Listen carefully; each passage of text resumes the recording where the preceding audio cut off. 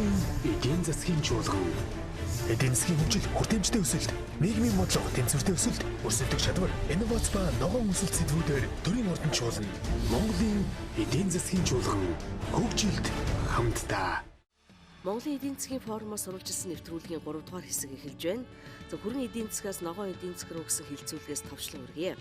Хилцүүлгийн эхэнд хүрэн бол ногоон эдийн засаг гэж юу хэлж байгааг тодорхойлохыг оролдсон. Ер нь бол энэ ойлголтод жирийн иргэдийн хэрэглээний сонголтоос эхлээд мал аж ахуй, газар тариалан, хүнд үйлдвэр, уул уурхай, технологийн дэвшил, нээлттэй засаглал, шударга ёс гэд олон зүйлийг хамруулан ойлгож болох ч ерөнхийд нь авч үзвэл зөвхөн хурдан хугацаанд ашиг олох гэсэн эдийн засгийн үр ашигаа бүхний түрүүнд тавиад үр дагаврыг үл тооцохыг хүрэн эдийн засаг гэж тодорхойллоо. Үүнээс үүдэн ногоон эдийн засаг гэдэг маань хамгийн товчоор сайн технологиг нэвтрүүлсэн, байгаль орчинд хамгийн бага хохирол учруулсан бол түүнийг нөхөн сэргээдэх байх тогтолцоог хангаж чадсан эдийн засаг гэж томьёолж байна. Одоо ерөнхийлөгчийн тамгын газар дээр ажлын хэсэг байгуулагдаад бид нар хуулийнхаа анхны төслөө одоо галзуулаад явж байгаа. Тэрүүн дотор нэг зүйл оруулсан байна. Тэр нь юу гэхээр техник уурхайн үйл ажиллагаа эхлэхээс өмнө техник эдийн засгийн үндэслэл батлагдахдаа өнөөдрийн байгаа хууль дүрмэнд хамгийн том дутагдaltaй юм юу байгаа гэхээр уурхайхаа тээзүүг баталдаг байхгүй. Тэр уурхайн тээзүүн дотроо эргэн тойрон байгаа эрчим хүч, зам, нөгөө нэг орчны нөлөөллөлийн асуудлыг бид нар үжилгүүгээр хууль эрх зүйн тийм заалт байхгүй байгаа учраас батлах болж байгаа. Тэгэхээр өнөөдөр энэ шинээр батлах гэж яригдж байгаа энэ хуулийн дотроо тэр техник эдийн засгийн үндэслэлийг баталж өгч тэр техник эдийн засгийн үндэслэл батлагдж ижил үйл ажиллагаа эхлэв шүү дээ. Тэгэхдээ замаа барьдаг, цахилгаанаа шийддэг, орчин нөлөөллөө шийддэг. Энэ юм бол өнөөдөр бидний хийх боломжтой асуудал. Одоо ногоон хөгжил гэдэг чинь ерөөс сэтгэлгээний өөрчлөлт шүү дээ. Хөгжлийн тухай одоо баримталж байгаа энэ үзэл баримталд гарч байгаа парадигмын өөрчлөлт, сэтгэлгээний өөрчлөлт. Тэгээ энэ бол үйлдвэрлэл хэрэглээ аль аль талдаа гарах учиртай. Тэгээд энэ сэтгэлгээний өөрчлөлт бол нэгдүгээрт гарч чадахгүй байна. Энэ бол хамгийн том одоо саад дотгор гэж ингэж бодож байна. Улс болгон дутагддаг, манад бүр их дутагддаг ганц юм хэлмээр байна. Энэ бол тийм зоригтой шийдвэр гаргах хүсэл, эсвэл том сэтгэж тэрийг хэрэгжүүлэх гэж зүтгэх энэ тийм үл бодлого хөтөлбөрүүд байгаа юу байгаа. Энийг бол одоо бид нар удаан ярьлаа. Энийг хэрэгжүүлэхдээ бол одоо энэ засгийн газрын агентлагуудын хоорондох одоо уялдаа холбоо бол одоо маш муу байгаа. Өөрөөр хэлбэл одоо ерөнхийлөгч жишээлбэл энэ сэргээгт эрчим хүчийг бол одоо дэмжиж байна. Гэл одоо ингээд бодлогоо тодорхойллоо. Засгийн газраас энэ бодлогыг бол одоо маш тодорхой болгоо гаргаж өглөө, их хурлаар батлууллаа. Яг энийг бол одоо бид нэр ингээд бизнес хийгээд явж байгаа хүмүүсүүд хэрэгжилтэн дээр очиод яадаг өгөхлөөр бол одоо яамнаас бол сайхан дэмждэг. Гэхдээ бол одоо татварын газар очиод жишээлбэл эсвэл одоо өөр нэг агентлаг дээр очиод гацдаг. Тэгэхээр эн чинь бол одоо энэ болохгүй байна, тэр нь болохгүй байна, тэр тогтоолтоо одоо ингээд нийцэхгүй байна, эн чинь болдгоо байна. Тэгээд өөрөөр хэлбэл та нарын одоо энэ гаргасан өсөлтийг бол бид нэр дэмжихгүй. Тэгэхээр яг өнөөдөр бодит байдал бол тийм байгаа шүү дээ. Нөгөө талаас нэрийг хит туйлшрал. Яагаад хүмүүс ногоон эдийн засаг зэргээр хандаад байдаг вэ гэхээр ногоон эдийн засаг бол хөгжлийн саад юм шиг бодоод байдаг. Тэгтэл ногоон эдийн засаг энэ шинэ концепцээр бол хөгжлийг өөрөө төрүүлэх чадвартай цоошин механизм байхгүй юу. Тэгэхээр ерөөсөө ногоон эдийн засгийг ярихдаа өнөөдрийн та бидний тав тухтай амьдрал хэрэглээг бууруулах гэсэн тухай ерөөсөө асуудал байна.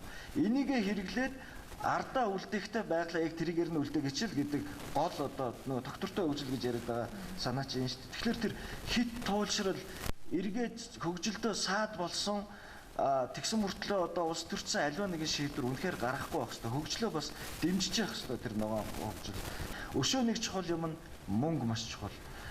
Мөнгөгүйгээр ногоон эдийн засаг руу бид нар шилжиж чадахгүй. Тийм учраас тэр хүрэн эдийн засгуу хаанаас мөнгөө олж чадчихээн, уул уурхаагаас тэрнээсээ олох ёстой. Гэхдээ тэрийгэ шахаж чагаад байгаль орчноо сэргийлэх ёстой. Тэр хуримтлалаа бүрдүүлжээж бид нар ногоон эдийн засаг руу шилжиж шүү. Түүнээс сэтгэлэнд байгаа цагаахан сэтгэлтэй бид нар байгаад бол тэр ногоон эдийн засаг өөрөө бүрдэхгүй шүү.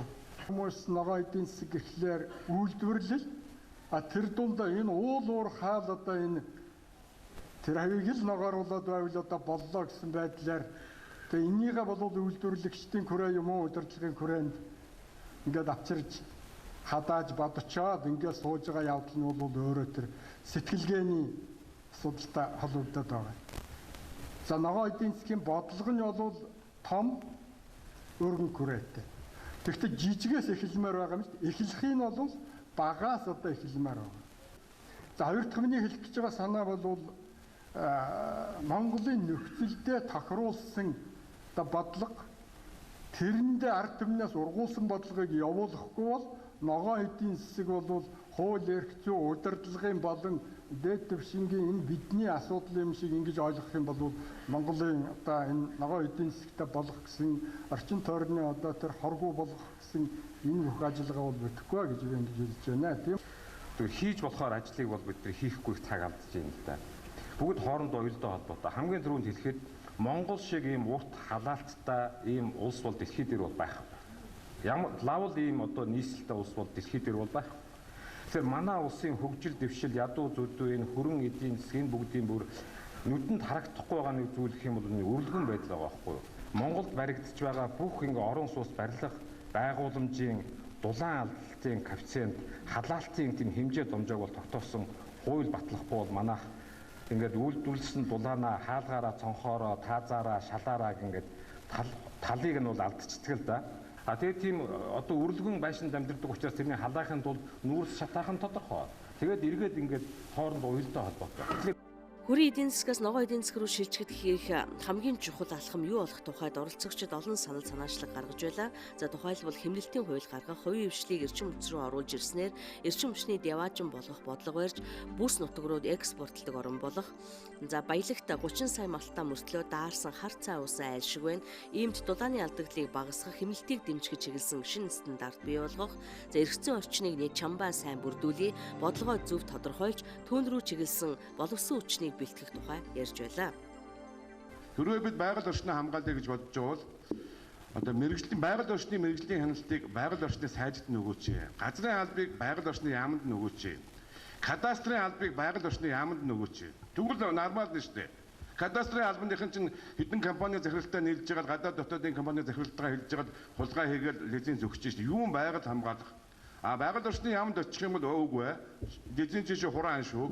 Орос бол тийм байгаа шүү дээ. Орос бол байгаль орчны хяналтын албанд тэр лицензээ өгдөг. Дөрүүдний өгөөд нэг нөхөр өгдөг. Энийг ингэж өөрчлөе, бүтцээ өөрчлөе. Манайд ногоон эдийн засаг хэрэгцээ үндэс нь бол байдаг юм. Тэр байхдаа юу гэхээр байгаль орчинд нөлөөлөх байдлын хууль гарснаар энэ маань ерөнхий суурин тавигдсан. Одоо бол ногоон эдийн засаг явуулахад саад байхгүй. Ганцхан юунаас нөлөөлж ирэхээр зоригт даргын хэлсэн мэргэжлийн хэлтийн газраас нөлөөлж байгаа, хамаарч байгаа. Мэргэжлийн хэлтийн газар ажилтдаггүй. Тэгэхдээ бас зоригт даргын хэлснээр мэргэжлийн хэлтийн газар хүч өрөхгүй өнөд бол худлаа. Бүх суманд усын байцаагч байдаг. Тэгэхэд сумдуудад нэг уурхай, хоёр уурхай, сайн л гурван уурхай байдаг. Бүтэн жилийн хугацаанд гурван уурхайг тэр байцаагч хянаж болдог. Гэхдээ тэр байцаагч хөдөлгөгдсөн байдаг. Нөгөө уурхай дээр очиж үг хэлж чаддаггүй. Айгаад гэдэг юм уу, нэрлэгээ гэдэг юм уу, юм авцсан байдаг учраас. Тэр мэргэжлийн хэлтийн газар энийг зохицуулах хэрэгтэй байхгүй дээрээсээ. За манай эрчим хүчний инженерийн холбооноос хийсэн судалгаагаар дэлхийн 133 орнд Монголын одоо эрчим хүчний хөгжил ямар байна гэвэл 117-д явж байгаа. Тийм учраас эрчим хүчний одоо салбарын асуудлыг шийдэхгүйгээр энэ ногоон эдийн засаг руу шилжиж чадахгүй. Тэгэхээр эрчим хүчний салбарын асуудлыг шийдэхийн тулд би одоо ямар санал дэвшүүлэх гээд байна вэ гэвэл Монголын эрчим хүчний салбарыг зах зээлийн эдийн засгийн харилцаанд бүрэн шилжүүлэх шаардлагатай байна. Энэ талаар одоо эдийн засгийн чуулганаас баримт бичтэй гаргаач. Хааштай бол сая би энэ бямсаахан захирлын ярьсан нэг сэдвийг бүр онцолж хэлмээр байна. Эрчим хүч бол манай Монголын эдийн засгийн хамгийн давуу тал юм.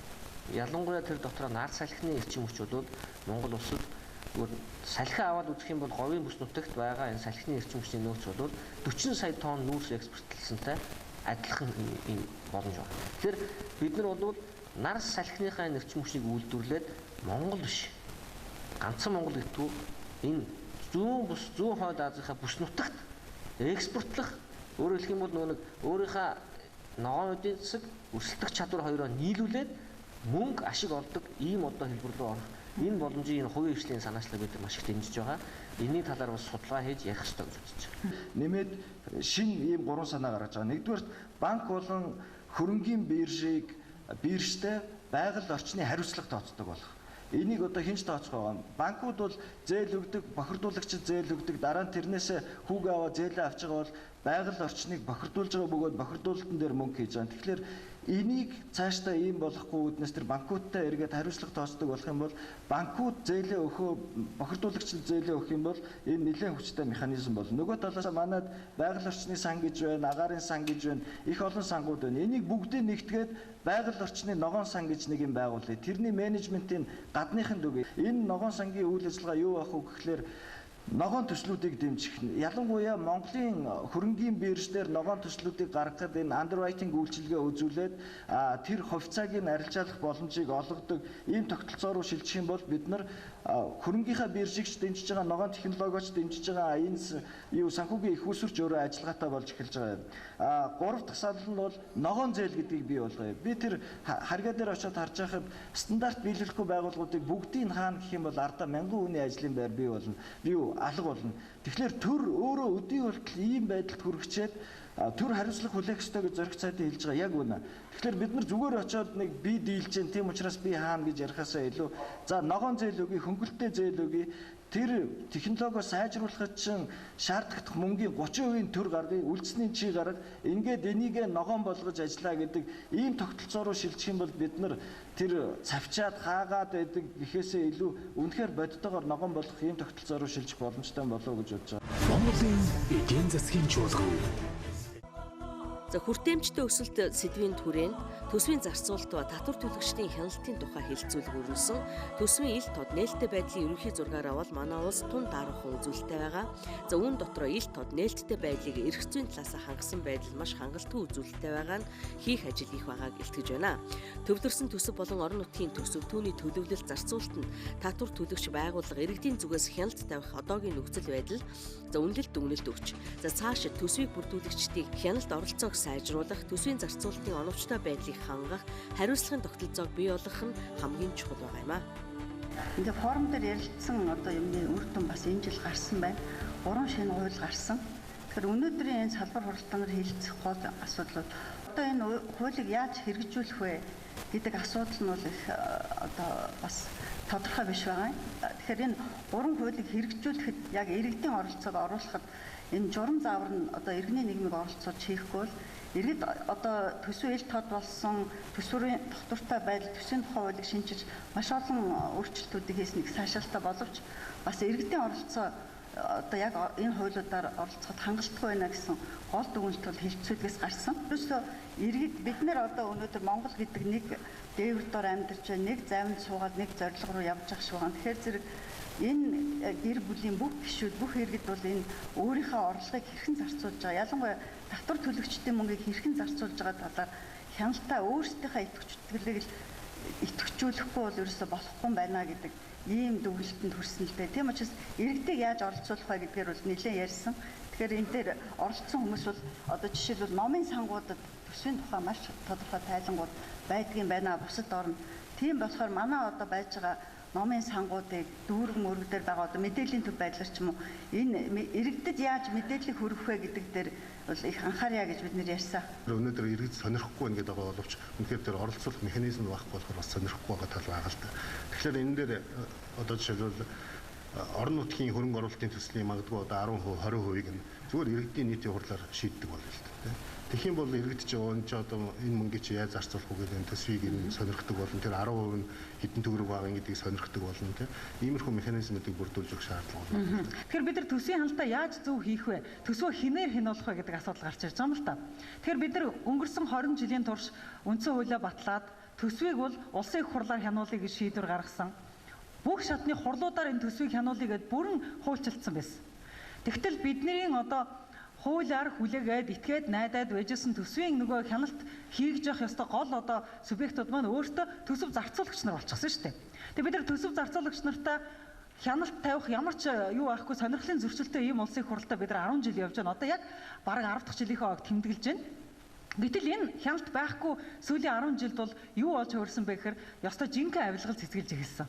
Яг тэгвэл хяналт тавих субъект нь өөрөө төсөв зарцуулагч нартайгаа нийлээд 1 сая, 10 сая, 250 сая тэрбум гэдэг ингээ аваад эхэлсэн учраас. Тэгэхээр одоо бид нар энэ тохиолдолд яах вэ гэж байгаа. Энэ тохиолдолд юуны үн мэдээч хэрэг бид нар улсын их хурал бүх шатны хурлууд дахь тэр төсвөө хянаа гэдэг гол ажлаа хий гэж буцааж одоо шаардах нь мэдээч хэрэг зүүн хэрэг. А тэгвэл хамгийн гол нь эцсийн төсвийн хяналтыг тавих найдвар бол иргэдэл юм байна гэж ойлгож авсан. Эцсийн төсвийн хяналтыг тавих иргэдэд энэ төсвийн тухай мэдээллийг яаж хүргэх вэ гэж. Тэгэхээр төсвийн тухай мэдээллийг яаж хүргэх талаар Монголд одоо маш олон туршилтууд явагдаж байна. Хэрвээ та бүхэн мэдж байгаа бол доктортой амжиргаа 2 гэх төсөл явагдаж байгаа. Маш олон жилийн турш тэнд хэрэгжиж байгаа төсөл хөтөлбөр мөнгө болгоныг иргэдийн оролцоотойгоор хянуулж байгаа. Зөвхөн иргэдтэй тэр төсвөө яаж хуваарлахаа зарлах, төсвийн тухай хурал зарлах, төсвийн хяналтыг хийхэд тэр төслийн одоо хөрөнгө оруулалтын 10-аас 20% бол зарцуулж явж байгаа. Эцсийст иргэдийг яаж оролцуулахыг бол иргэн болгон татвараа төлдөг байх ёстой. Тэгжээж өгсөн татвараа хянана. Гэтэл biz иргэдээ аль болох татвараас холдуулдаг. Тэгээд энэ нийгмээс гаргаа ийсэн учраас яаж тэрийг хянах вэ? Хоёрт нь бол өршөөлөл бид нар үзүүлсэн шүү дээ. Татварын өршөөлөө бол татварын хууль нийгмийн даатгалыг хэрэгжүүлэх хууль гэдэг 2008 онд үзсэн. Энэгээр 2870 компани ашигласан. Хямралын гэж яриад байгаа 2008, 9, 10 онд манай улсын татвар 150%-аар дунджаар дандаа давж биелж ийсэн. Хуучин өндөр татвартай байсан, бага татвартай болсон.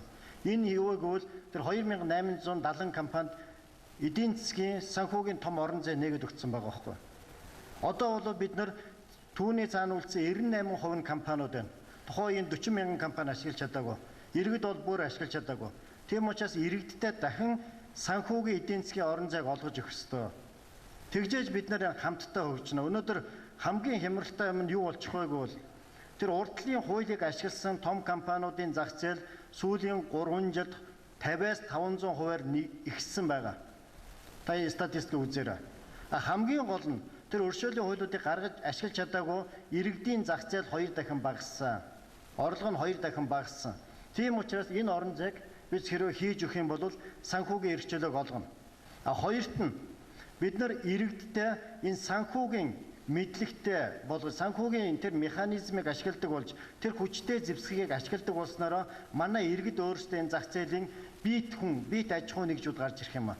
Ер нь иргэд бол нөгөө тавьдсан төсвийг ойлгох ойлгохгүй гэдгийг бид нар энд ярих биш. Иргэний нийгмийн байгууллагуудаар